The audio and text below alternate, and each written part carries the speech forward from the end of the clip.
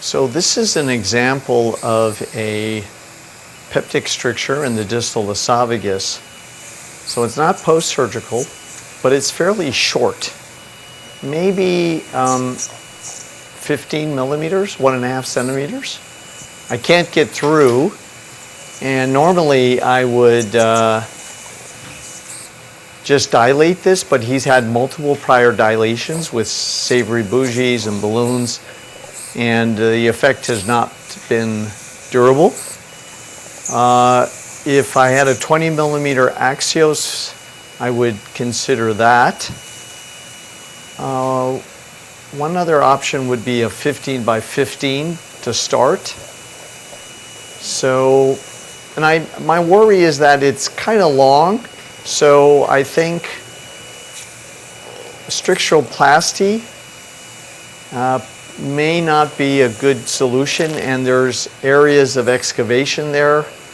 Let's go with the 15 by 15 AXIOS, see how that works, and then we'll go through it and take a look what's beyond.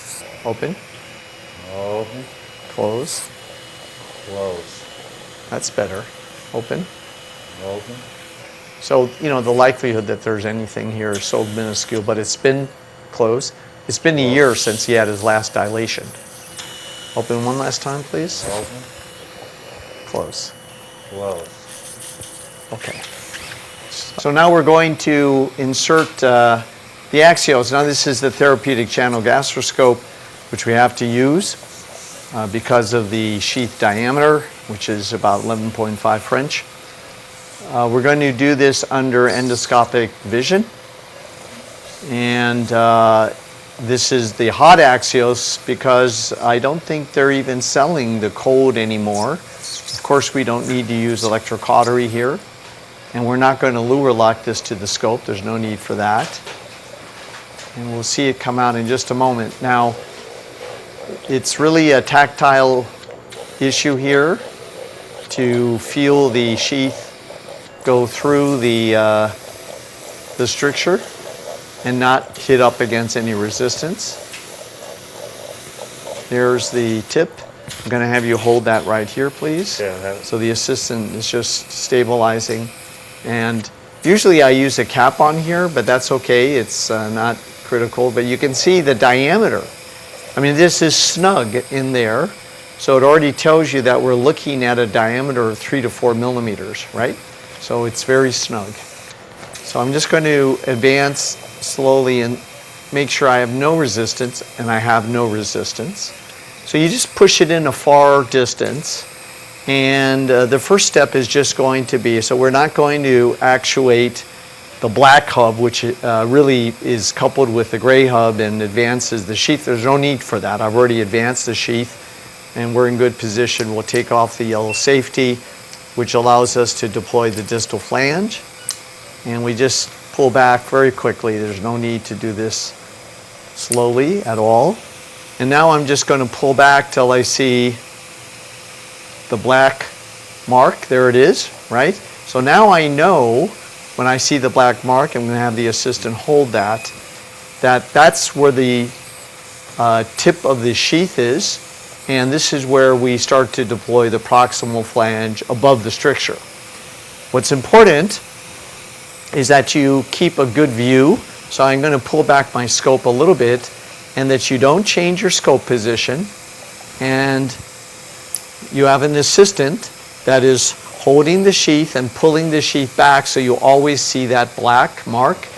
And so now the assistant is going to slowly pull back the sheath. Pull back, please, and I'm going to start deploying the flange. Keep pulling back, please.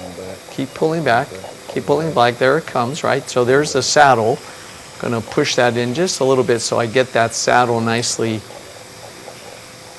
And there comes the flange, right? You see the difference between the saddle and the flange. There it is. So it's perfectly placed.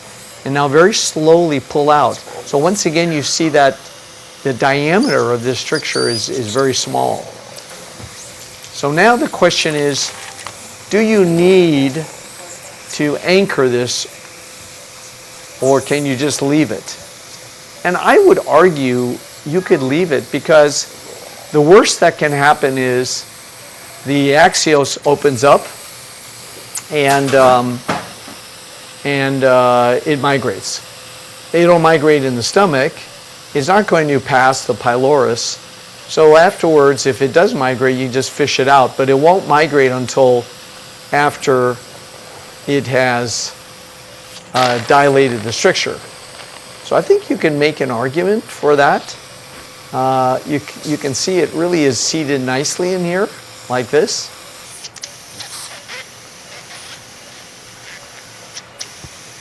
All right, dilate. Okay, you want me to go to 10 first? Sure. Okay. Going up to 10 here.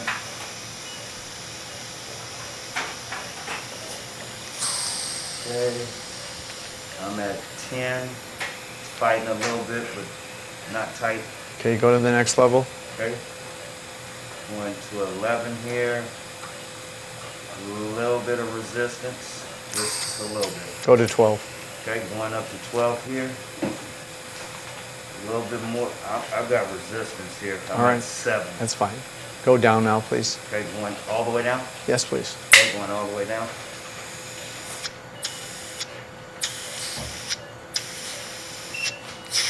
What I like about this technique is, let's just say there's a deep tear. You've got your AXIOS in there and it's protecting it. Now the question is to go ahead and pull this out. Because he had a lot of resistance at 12. You don't want to really push it. So start to pull. And let me see if I can get through, but I can't. So we're going to switch now to the XP again. And I can also inspect to see if I see any deep tears. Very nice. So I don't know that there is a hiatal hernia, but my sense is there's really a nice angle of His. And we weren't able to go through without the AXIOS, so I don't know what the Hill grade is. But this is a very nice view of the angle of His, the anti-reflex valve. And let's go back now. We see once again the distal flange here. And coming back to the saddle, we can see there are no deep tears. And so the plan now is to just leave this, and I'm not going to anchor this. So yes, it's possible that it'll migrate. And the question is, will it migrate before this expands to the full 15? Which it may, because we dilated to 12, although this is not really 12. If it were 12, I would have been able to pass with the diagnostic gastroscope, which has a diameter of around 10 to 11 millimeters.